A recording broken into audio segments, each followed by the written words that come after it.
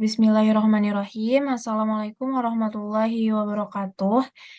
Yang terhormat Dr. Muhammad Fahri, SPP, FAPSR, FISR, selaku dosen pengampu mata kuliah Manajemen dan Kepemimpinan, serta teman-teman mahasiswa yang kami banggakan.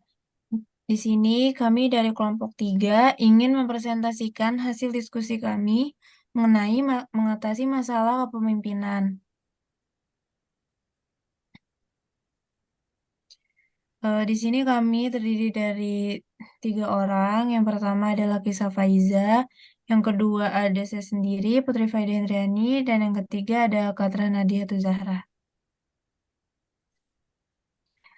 Outline yang akan kami bahas, yang pertama penyebab masalah, yang ketiga pemecahan masalah, dan yang keempat problem solving cycle.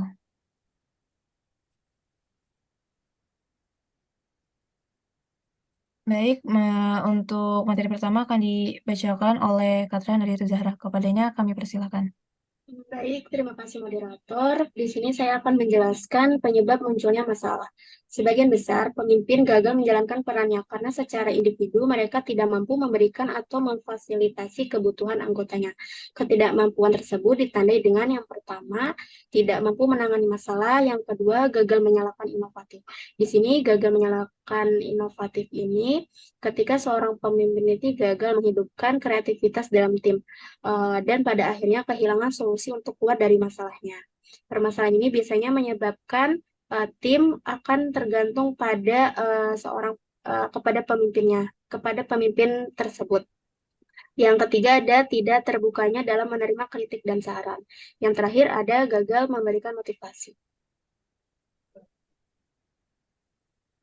Baik, di sini ada jenis-jenis masalahnya, ada berbagai macam dari masalah kepemimpinan seperti kegagalan dalam berkomunikasi, kurangnya pemeratan, kurangnya visi yang jelas, kurangnya eksekusi yang tidak berjalan dan tidak bisa menyusun budaya yang kuat. Selain itu, ada juga masalah lainnya seperti anggota yang sulit diatur, menghadapi tekanan, harus selalu termotivasi, tidak dihormati atau disukai. Perubahan anggota menjalin hubungan baik dengan stakeholder dan menyampaikan kabar buruk. Baik, saya kembalikan kepada moderator. Baik, terima kasih kepada Katra Nadia. Selanjutnya akan dibacakan oleh saya sendiri. Di sini ada pemecahan masalah dalam kepemimpinan. Setelah melihat berbagai macam jenis masalah yang terjadi dalam untuk menangani masalah, yaitu yang pertama, komunikasi yang efektif. Artinya, menjalin komunikasi terbuka dengan anggota tim untuk memahami perspektif mereka dan membagikan solusi secara jelas. Yang kedua, ada pemahaman tim. Mengenali kekuatan dan kelemahan setiap anggota tim untuk mendistribusikan tanggung jawab yang sesuai. Yang ketiga, ada pengambilan keputusan dalam proses pengambilan keputusan untuk mendapatkan dukungan dan meminimalkan resistensi. Yang keempat, ada kreativitas. Artinya, ajak anggota tim untuk berpikir kreatif agar menemukan solusi yang inovatif. Yang kelima, ada pembagian tugas. Artinya, tentukan peran dan tanggung jawab dengan jelas untuk memastikan efisiensi dalam menyelesaikan masalah. Dan yang terakhir, ada kepemimpinan adaptif. Artinya, pemimpin mampu menyesuaikan gaya kepemimpinan dengan konteks dan karakteristik masalah yang akan dihadapi. Selanjutnya ada problem solving cycle. Istilah problem solving secara umum dapat diartikan sebagai proses untuk menyelesaikan masalah yang ada. Sebagai terjemahan dari istilah problem solving, istilah penyelesaian masalah dalam bahasa Indonesia bermakna ganda, yaitu proses menyelesaikan atau memecahkan masalah itu sendiri, dan hasil dari upaya memecahkan masalah yang dalam bahasa Inggris disebut dengan solution atau solusi. Problem solving juga memiliki berbagai tujuan, salah satunya adalah kewaspadaan pemimpin terhadap suatu masalah yang terjadi.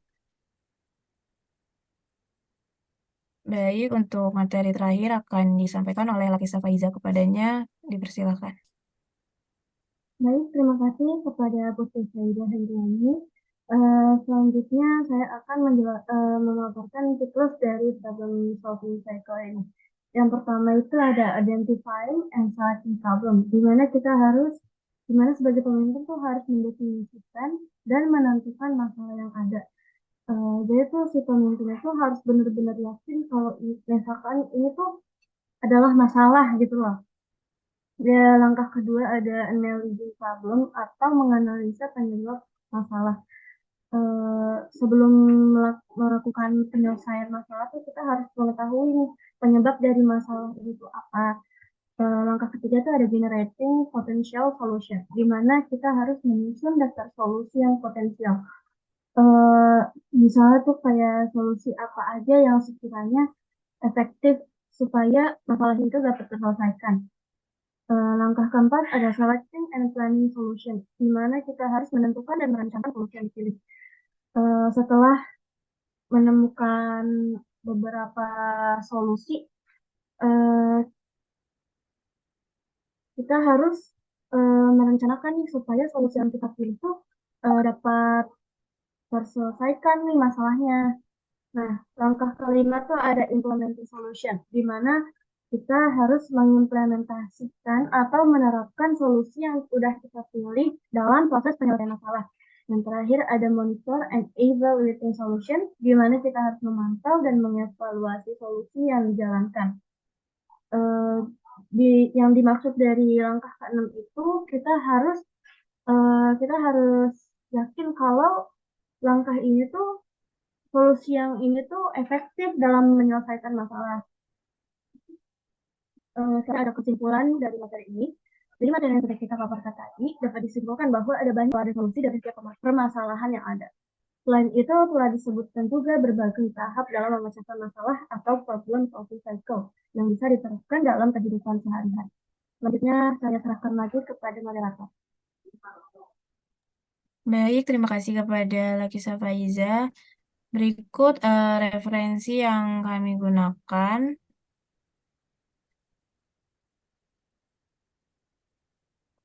Baik, sekian presentasi dari kelompok 3. Kurang lebihnya mohon maaf. Wassalamualaikum warahmatullahi wabarakatuh.